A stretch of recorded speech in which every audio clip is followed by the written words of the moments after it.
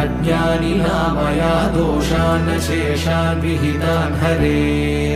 क्षमस्वत्वं क्षमस्वत्वं शेषशैलशिखामणे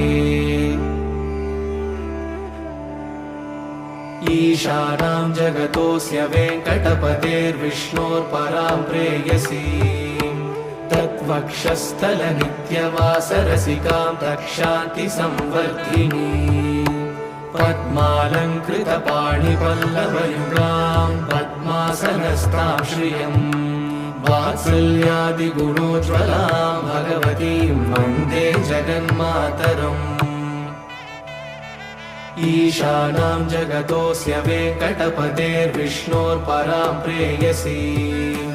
तत्वक्षस्थलनित्यवासरसिकां तक्षान्तिसंवर्धिनी